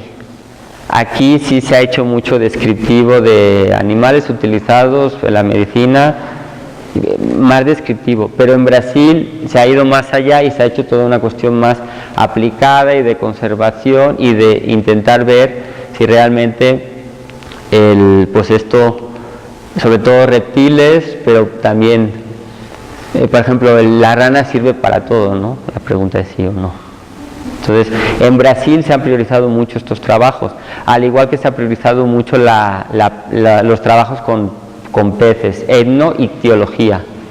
Y en cambio en México no se han priorizado mucho, ¿no? Toda la parte, bueno, la semana que viene vendrá Nemer, que se lo recomiendo. Él es, yo diría que es de los primeros que empieza a hablar de etnoictiología o oceanografía marina, tal, porque no existen tantos trabajos. En Brasil están así, entonces si a alguien le interesa mucho trabajar con lo de los peces, le recomiendo que se vaya a leer los autores brasileños. ¿Y qué hora es? Ya voy tarde, ¿no? ¿Ya son 2:30? A 12, vale. Y bueno, un ejemplo rápido, yo voy muy lento. Les decía, yo hice mi maestría en Brasil, entonces les voy a explicar rápido lo que hice. Antes de llegar aquí y trabajar con cacería y tal, pues en Brasil es cuando yo me formé como etnozoólogo. Yo hice la maestría en Ilhéus, aquí en Bahía, en la Universidad Estadual de Santa Cruz, y mi trabajo de campo fue en el interior, en una comunidad mestiza. Y a mí yo retomé, y lo pongo porque yo utilicé lo que propone Márquez, de ese triángulo de la percepción, la emoción y la actitud, ¿no? Por eso lo pongo de ejemplo. Yo trabajé con el concepto de insecto, que el insecto allí sería como el bicho de aquí. Todo animal o hasta persona es un insecto. Todo lo que es feo, repugnante, no sirve para nada, te mira mal, te ofende, o sea, te provoca un daño, es un insecto. Y automáticamente la actitud básicamente es negativa y el resultado ¿cuál es? O sea, es negativo y el resultado lo mato. Entonces en muchos lugares hay una problemática de conservación animal precisamente por esta actitud y esta concepción de que ciertos animales te ofenden y son malos. Entonces yo trabajé mucho con esa cuestión, pero aparte me ayudó para teorizar y entender más todo y de la etnozoología. Entonces, y aquí ya lo dice el título, ¿no? Serpiente es un insecto que ofende, y todo lo que implica cuestiones de clasificación, cuestiones sanitarias y conservación. Entonces yo me centré en identificar todos aquellos animales que eran insectos. Entonces yo les podía preguntar, ¿cuál es el insecto y cuál es el animal?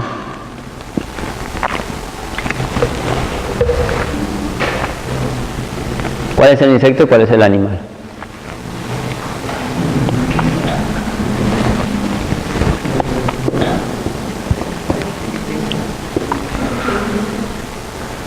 Es raro que no me hayan dicho, si los dos son animales.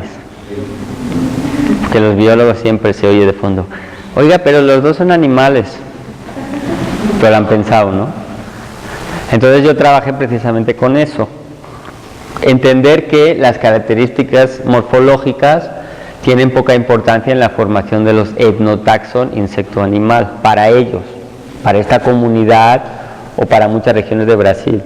Para nosotros es claro que son anfibios, ¿no? Porque nos han enseñado que, según la clasificación linneana, bla, bla, bla, bla, estos son anfibios y además son del mismo grupo y tal. Pues mucha gente te dirá, no, eso es un insecto. Y otros te dirán, no, pero y ese es un animal. ¿Por qué?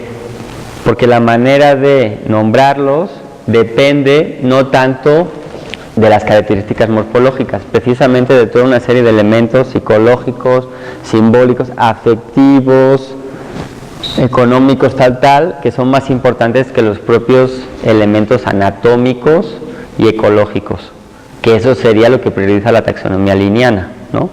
Entonces, por ejemplo, para ellos este es un insecto. ¿Por qué?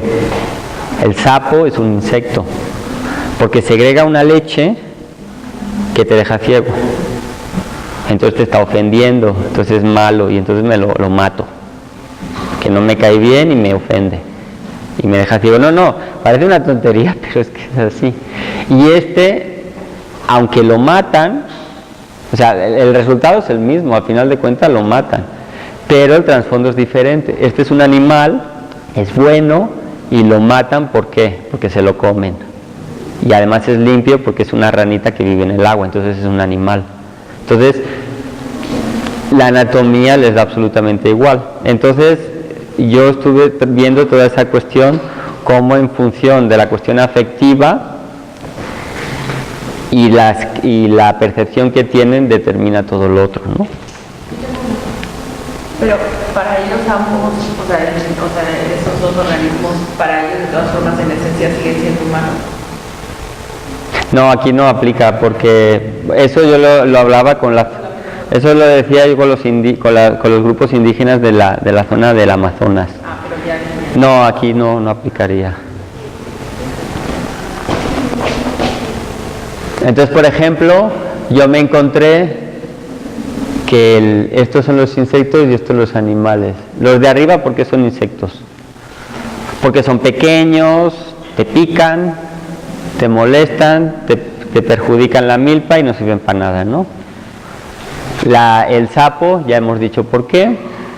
Este es un vampiro con alas, un chupa sangre y entonces pues es un insecto. Este es un gecko pacheco. ¿Por qué el gecko pacheco es un insecto? Y este está en las casas y les tienen pánicos.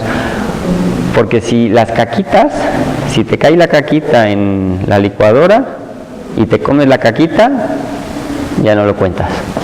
Entonces les tienen pánico, entonces se pasan el día echándolas, y es este concepto de es un insecto, hay que vigilar, ¿no? Y las serpientes es el insecto por excelencia. ¿Por qué?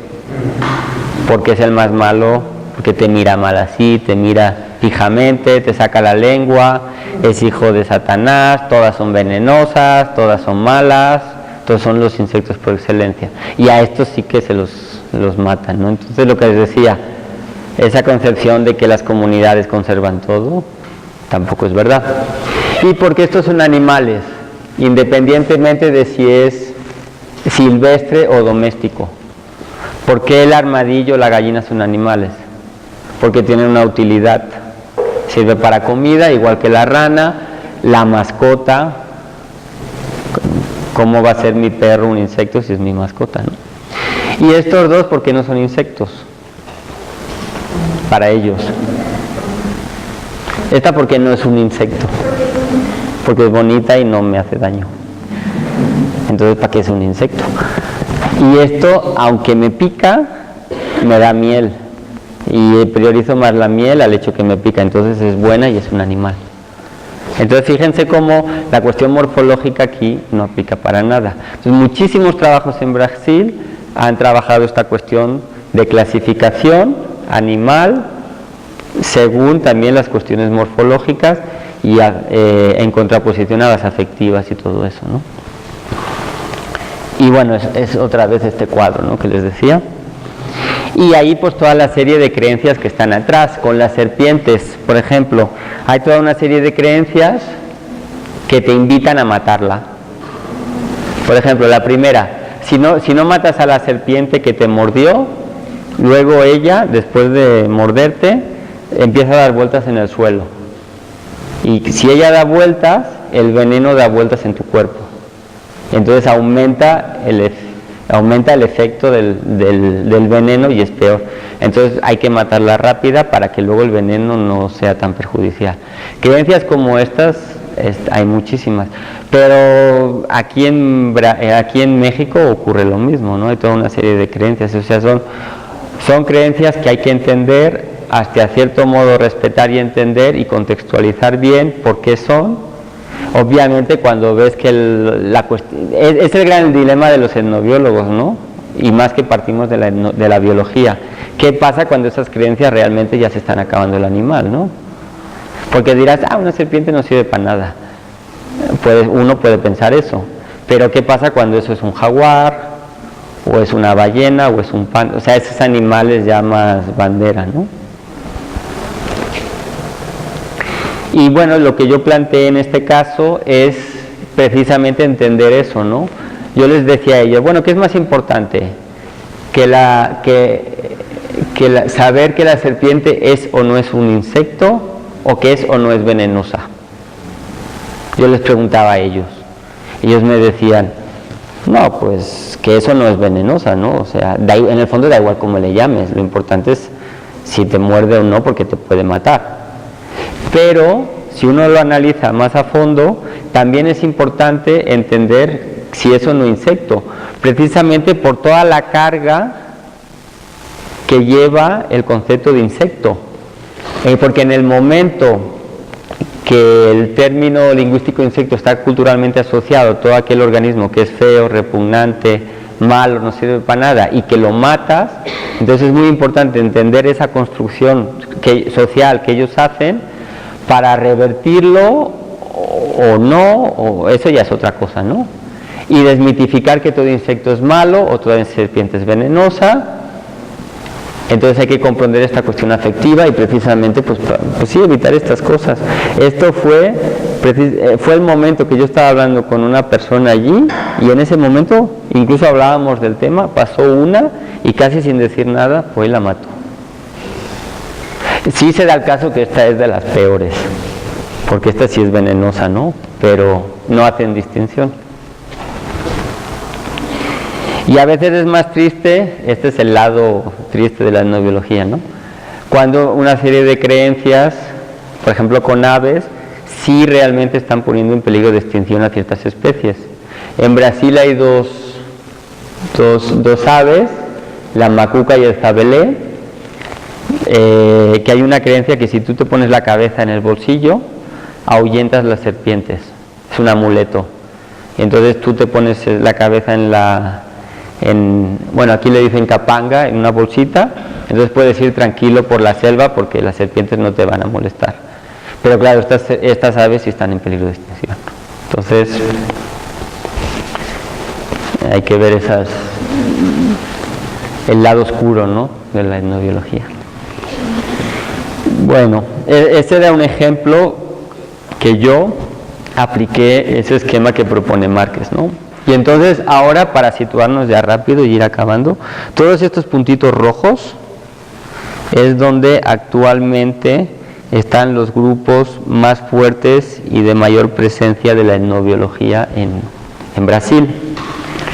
En todos hacen etnozoología, etnobotánica, etnoecología y tal, pero sí ha habido una tendencia que los del sur, estos dos del sur, se han centrado mucho en etnobotánica,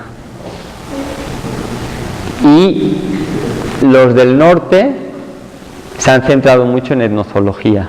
Aunque por ejemplo Albuquerque, que él está aquí en el norte y hace de todo, él es el de la etnobotánica cuantitativa, él está en el norte, pero sí la tendencia ha sido mucho a regionalizar las cosas, ¿no?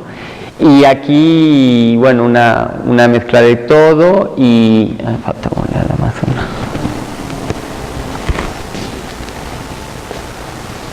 Y también a veces es mucho por regiones. Por ejemplo, en la zona del Amazonas, lo de arriba pues es inmenso, entonces llegar allí no es tan fácil.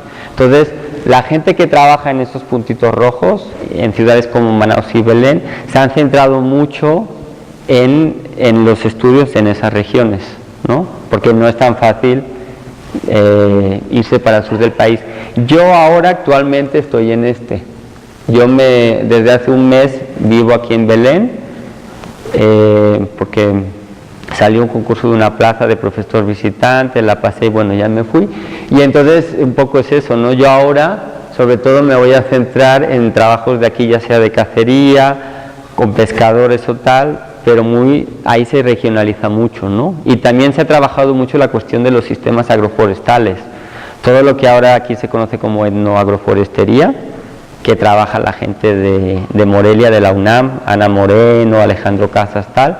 Aquí se plantea como también sistemas agroforestales, desde otro punto de vista, pero bueno, se ha tenido a regionalizar, ¿no? Entonces, estos son los grandes núcleos. Entonces, puede ser anecdótico no ahora para ustedes, pero bueno, es importante saber que existe toda una etnobiología en Brasil, que por ejemplo les puede servir para comparar con la mexicana, o incluso les puede interesar ir para allá. Yo lo hice, yo por ejemplo fue porque yo hice mi maestría aquí, con Heraldo Medeiros, él es etnozoólogo, y entonces yo ya me fui porque quería trabajar con él y en determinados temas. Entonces también si les llega a interesar algún día, pues también les puedo recomendar y ubicar quién es quién, dónde está cada quien y sobre todo por el tipo de temática, ¿no? Porque pues es que Brasil es un continente, ¿no? Pero lo interesante es que consiguen movilizarse mucho, son muy activos. Entonces, aparte del Congreso brasileño, tienen congresos regionales y hasta casi que estaduales, o sea, por cada estado. Entonces, constantemente pues están haciendo actividades, ¿no? Y tienen una capacidad productiva impresionante. De hecho, hay una editora que es la Nupea, que también es de Albuquerque, que ellos mismos están produciendo sus propios libros, ¿no? Eso es bueno, también uno puede criticar, ¿no? Porque dices, bueno, sí supuestamente está en un proceso de arbitraje por... ¿Cómo se llama eso? Eso. Dilo más fuerte. Sí, o sea que tu texto te lo evalúan dos revisores que tú no sabes quién es, ¿no? Para darle más credibilidad, porque si no, si yo soy el editor de una revista, me mandas el artículo y te lo publico porque eres mi amigo, académicamente eso pues tampoco es correcto, ¿no? Porque además el trabajo puede tener muy poca robustez académica y ser malo, ¿no? Entonces ellos tienen varias editoras y por ejemplo hay un libro muy bueno que está aquí a la venta, mira, es de T reales, multiplícale por 5, los libros están caros en Brasil, que habla de métodos y técnicas en la investigación etnobiológica y etnoecológica, ¿no? O sea, también se han centrado mucho en esta cuestión teórica de los métodos, ¿no? Entonces hay toda una serie de literatura que se puede conseguir. O temas más específicos. Yo como etnozoólogo pues me he centrado mucho sobre todo en esta literatura, ¿no? La etnozoología en Brasil, la zooterapia, o sea, animales medicinales y tal. Pero fíjense lo interesante, por ejemplo, yo trabajo con cacería. Aquí en México la cacería no está tan penalizado, es más visible y no hay tanto tabú. Fíjense como aquí, en la portada del libro, le han tenido que difuminar la cara a los cazadores, ¿no? Para protegerlos, ¿no? Entonces, incluso la propia portada ya te está dando mucha información de la cuestión de la cacería. Y hay todo, por ejemplo, un proyecto muy interesante de Erika Fernández Pinto, una amiga, que hizo su tesis de doctorado, ahora ubicando en todo Brasil cuáles son esas áreas o que le llaman ellos sitios naturales sagrados, o sea, lugares donde hay algún elemento, ya sea natural, una montaña o un elemento así humano, por ejemplo una iglesia, que los brasileños lo consideran que eso es un lugar sagrado de culto y donde existen toda una serie de prácticas rituales alrededor de eso, ¿no? Y entonces eso ha ayudado mucho porque el ubicar esos lugares sagrados, sobre todo en territorios indígenas, de donde están más conservados de naturaleza, eso luego se propone que esos sean zonas de reserva, ¿no? Áreas naturales protegidas. Entonces hay toda una iniciativa a nivel nacional. Y esto se relaciona mucho con lo de los seres sobrenaturales que les decía, ¿no? El curupira, los orishás, lugares de culto o donde existen esos seres sobrenaturales pasan a ser lugares sagrados, ¿no? Y puede tener en términos jurídicos toda una protección. Y bueno, más libros, ¿no? Existe también desde otros campos académicos, no etnobiología como tal, una serie de trabajos que a final de cuentas también están estudiando y demostrando esta interacción de los seres humanos con la naturaleza. Por ejemplo, es como aquí, ¿no? Hay mucha gente que no se autonombra etnobiólogo, son geógrafos, son antropólogos, son sociólogos, lo que sea, pero a final de cuentas su producción, sus trabajos, sí tiene en cierto modo pues esa cuestión etnobiológica que nosotros entenderíamos como etnobiológica. Y hay un autor muy famoso que también se lo recomiendo mucho, que es Antonio Carlos Diegues. Él es geógrafo o sociólogo geógrafo, que ha trabajado mucho la cuestión de los comunes, los recursos de uso común, la cuestión de la naturaleza intocada, este mito que hablamos de la naturaleza intocada, de las áreas naturales protegidas, y este concepto de parque nacional que vino de Estados Unidos, pues él lo pone en tela de juicio y le hace toda una crítica, ¿no? Y demuestra que desde hace muchísimo tiempo, en aquellas zonas donde ahora son parques nacionales y otras áreas naturales protegidas, ya existía presencia humana y ellos ya conservaban los recursos, ¿no? O términos como etnoconservación, sabes que nos gusta mucho poner la palabra etno a todo, pues incluso ya se habla del término etnoconservación y es cómo las personas conservan los recursos desde su propia perspectiva, ¿no?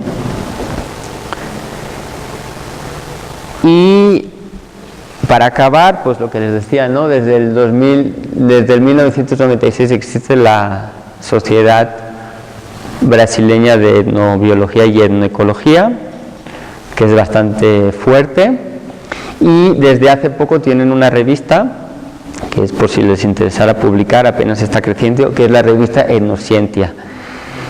Y es un poco como aquí en México está la Asociación Etnobiológica Mexicana, que tiene la revista Etnobiología, pues esta es la versión de los brasileña, ¿no? Entonces, poco a poco va creciendo. Entonces, y aquí está la página de internet. Y lo que les comentaba del Belén más 30, ¿no? Esto es de ahora, de principios de agosto, en Belén. Se organizó el congreso, creo que era el 16 Congreso Internacional de Etnobiología, que lo unificaron al 12º Simposio Nacional Brasileño. Entonces organizaron, le llamaron Belén más 30, o sea, 30 años después del primer congreso en el 88. Entonces es la declaración de Belén más 30, ¿no? Y fue un mega evento impresionante. Dicen, bueno, el Flavio Vagos, que ahora es mi jefe, él fue el presidente y ahora es el actual presidente de la brasileña. Él el otro día mandó la información que se cree que hubo más de 3.000 personas, entre ponentes, grupos indígenas, asociaciones civiles, estudiantes, o sea, muchísima gente. Y lo interesante de estos congresos, sobre todo en Brasil, es que siempre adquieren un aire, por una parte, más festivo, la verdad, pero por otra parte también muy de reivindicación política, ¿no? Y más ahora en Brasil, que está toda la cuestión de las elecciones, no sé si están enterados o no, pero ahora en octubre van a ser las elecciones brasileñas y está casi que va a ganar el Trump brasileño. Brasil tiene su Donald Trump, tiene su Trump estilo brasileño y está a punto de ganar, y a Lula ya no va a poder presentar, o sea, toda esa cuestión, y esto acabó siendo un foro para reivindicar todas esas cuestiones, ¿no? Y aquí lo que quiero destacar es, bueno, aparte de la presencia académica y tal, sobre todo ellos, que son los Kayapós. Ellos son los que Pose y trabajó con este grupo, y es un grupo indígena que ha adquirido mucho protagonismo mediático en Brasil, y entonces siempre están en el foco en defensa de los territorios, de los indígenas, y pues también se han vuelto muy mediáticos, ¿no? Han aprovechado eso. Y él, Raoni, es muy conocido, que además se le identifica muy fácil porque tiene un platillo aquí, en la mandíbula adentro tiene un platillo, le pusieron un platillo, le hicieron unas incisiones, y él es el guía espiritual y líder del grupo, ¿no? Y entonces ellos estuvieron, y entonces ellos, como era el Belén más 30, pues todo también giró mucho alrededor de la figura de Darrell Posey y todo lo que implicó el Belén, la Carta de Belén, el Congreso y tal, ¿no?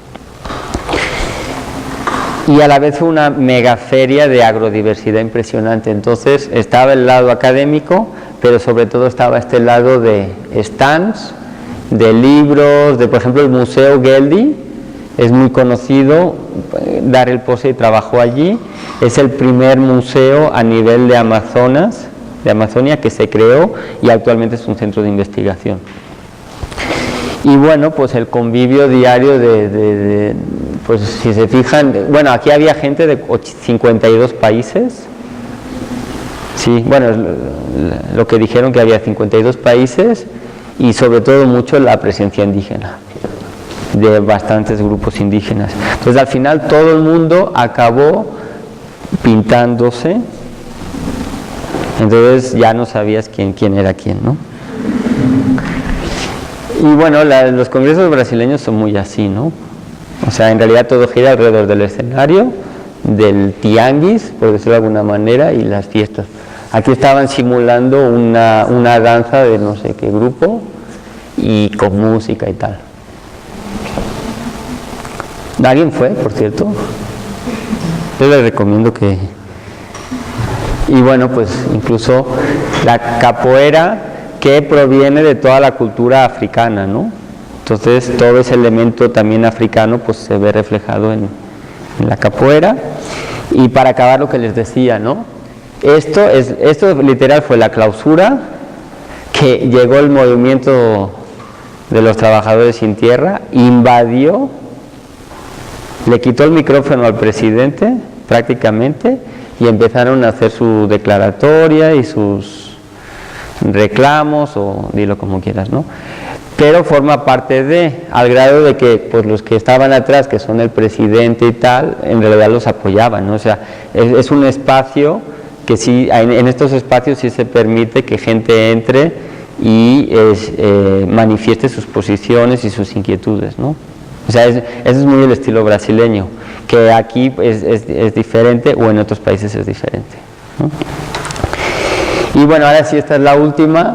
Un poco la idea es, sobre todo, Brasil y México, en términos de etnobiología, son las grandes potencias en Latinoamérica, son los países más importantes en términos de productividad, de personas que están trabajando esta temática, de colectivos, de visibilidad. Si bien hay que decir que Ecuador está agarrando mucho auge, también Colombia, hay gente en Argentina y tal, pero sobre todo siempre gira mucho entre Brasil y México, ¿no? Entonces, un poco la invitación es eso, ¿no? Que si a que les interesa esta temática, no se queden solo con lo mexicano, y pues que se atrevan a ver cuál es la etnobiología que se están haciendo en otros lugares, porque les puede servir para comparar o incluso para hacer cosas nuevas, ¿no? Y en mi caso, pues yo siempre he transitado entre las dos, ¿no? Y de hecho siempre estoy transitando entre las dos, aunque ahora soy mexicano, por cierto. Y bueno, pues por mi parte es todo. Espero que les haya interesado, les pueda servir de algo, y cualquier duda, si quieren ahora les doy mi email con mucho gusto, y pues estoy para lo que se ofrezca. Muchas gracias.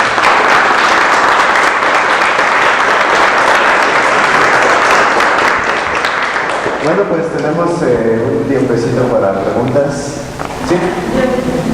Por ejemplo, ya que hay trabajos muy fuertes en Brasil en las distintas etnias, ¿qué se ve como las políticas y las decisiones en cuanto a conservación, todo lo que tiene que ver con la parte de cuidar, de conservación más que nada, no solo a nivel académico, sino a nivel político? ¿Cómo han cambiado esos conocimientos?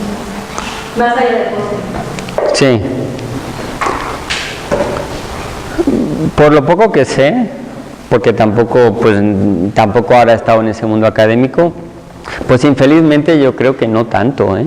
Es como pues lo que pasa aquí, como todo, ¿no? Que luego el mundo académico es una cosa, pero luego las políticas públicas pues hacen lo que quieren, ¿no?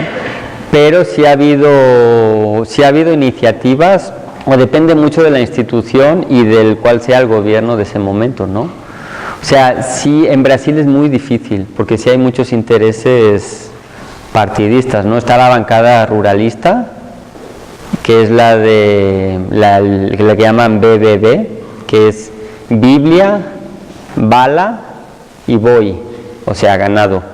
O sea, son los de ultraderecha o evangélicos, y no quiero ir sentimientos de nadie, los que solo les interesa ganadería, y los que si es necesario sacan las armas, ¿no? Para defender. Son los grandes latifundios. Entonces, ellos controlan mucho del gobierno. Entonces, es complejo. Yo, la verdad, sí he visto algunos casos que algunas políticas han cambiado, o por ejemplo, la figura que tuvo Chico Méndez en su momento, que era un seringueiro ahí en la zona del Acre, en el Amazonas. Él era seringueiro, o sea, él aprovechaba el látex, utilizaba los recursos, pero a la vez era conservacionista, bueno, conservaba, y a él lo mataron, y acabó siendo el símbolo de identidad de resistencia, ¿no? Infelizmente es como en todos lados, ¿no? También están matando a muchos. Yo sí he visto algunos ejemplos, pero la verdad no me atrevería a decir, o no sabría decirte qué tanto realmente ha influenciado. Por ejemplo, en el tema de la cacería, que es lo que estoy ahora empezando a ver, es muy difícil, porque la ley brasileña es muy difícil, ¿no? En términos de cacería, prohíbe, literal, prácticamente. Y entonces pues ya entra en contradicción, ¿no? Y por mucho que los investigadores, y demostrando con estudios de caso, y vayan al Congreso y digan que la ley tiene que cambiar, pues hay muchos intereses, ¿no? Sí, la verdad es complicado, pero no, como apenas estoy aterrizando de nuevo, pues estoy viendo, yo creo que sí tiene que haber algunos casos. Y una segunda, por ejemplo, ya que has estado en el ámbito académico en ese país, ¿cuál es la visión, pues, al menos en la universidad pues, tú has estado, acerca como de la educación, hacia dónde está yendo un poco más bien? O sea, hacia solamente lo académico, igual que el modelo capitalista de educación, o tienen otro tipo de modelo? Hay de todo. Por ejemplo, donde yo ahora estoy, es una educación más enfocado al activismo, por decirlo de alguna manera, ¿no? Porque además eso ya es la misión y el objetivo, la razón de ser de por qué se creó ese posgrado y ese grupo de investigación. Entonces ellos, por ejemplo, si hacen cuestiones académicas, pero siempre tiene que haber un trasfondo de, bueno, ¿eso para qué? ¿No? ¿Para qué les sirve a ellos? De hecho, por ejemplo, donde yo voy a trabajar están vinculados con el MST y con otros colectivos, ¿no? Y en lucha contra los problemas de las represas y tal. Pero hay mucha gente que se queda en lo académico, ¿no? Es como en todos lados, ¿no? Yo conozco académicos en Brasil, o quizá, claro, es que si lo quieres comparar con un POSEI, pues obviamente es muy difícil. Y a lo mejor pareciera que no hacen nada, pero a escala local sí aportan, ¿no? Pero así una gran repercusión y tal, no hay tantos, ¿no? O sea, que tengan un poder de replicar y a gran escala, ¿no? Pasa que la figura de POSEI es muy emblemática, pero luego yo creo que no ha salido otro POSEI como tal, ¿no? Por eso lo reivindican tanto también, ¿no? Pero también está el lado, pues, meramente académico, ¿no? Igual aquí, es como aquí están los más preservacionistas, de que hay que conservar pero el ser humano fuera, a los que no, hay que conservar pero con la presencia humana, es lo mismo, ¿no? Siempre hay esa cuestión académica. Y una tercera, una curiosidad, en lo que presentaste, como qué guardián eras tú, es sí. en social como azteca, de que depende de tu fecha de nacimiento y cosas así, o lo tomas a partir de quién eres cuando vas en preguntas. No, aquí, a ver, no es depende de, y ahí también se relacionaba con lo de en este caso, con la etnozoología. No, es que aquí no lo expliqué. Porque yo sé que este es mi orisha, independientemente de que crea o no, ¿no? Yo sé que él es el que me rige, ¿por qué? Porque cuando yo vivía en Bahía, que además Bahía es una zona donde hay más candomblé, yo conocía a la Madre de Santo. La Madre de Santo es la sacerdotisa, ¿vale? Y está el Padre de Santo, ¿no? Son los que ofician el ritual y tal. Entonces la Madre de Santo habla contigo, te pregunta una serie de cosas, pero no tanto en función de en qué fecha has nacido y tal, y agarra una serie de caracolas marinas, que son los bucios, y entonces los tira así, como si fueran dados. Entonces, en función de la posición y de si quedan hacia arriba, hacia abajo, la distancia o tal, empieza tal, y ella te dice, pues es Oshosi, es Yemanyá, es Ogum, es Shango, no sé, varios, y todo lo que implica, ¿no? A mí me lo hizo así. Yo creo que hay ya más cosas a fondo que tampoco ella me dice, ¿no? Pero no es tanto como, nací el día tal, entonces soy Acuario, o nací el día tal, entonces en el calendario maya soy, ¿qué? Dragón 3, no sé qué, no sé cuántos. Algo así, ¿no? Pero dijiste que te dije más de uno. Sí, yo me acuerdo que ella me comentó eso, que son 3, yo me acuerdo que el primero es, en mi caso es Oshosi, y la tercera es Yemanyá. El segundo la verdad no me acuerdo. Pero según eso representa que si yo me quisiera introducir a ese mundo o frecuento más y además ya tengo una actitud y mi cuerpo digamos que ya está receptivo a recibir el orisha, porque además yo lo estoy queriendo, o no porque lo estoy queriendo, porque él en realidad lo quiere, entonces en mi caso tiene que ser Oshosi principalmente, no sería otro orisha, ¿entiendes? ¿Sí? ¿Alguna otra pregunta? ¿Duda? ¿Comentario? No, pues entonces le agradecemos nuevamente por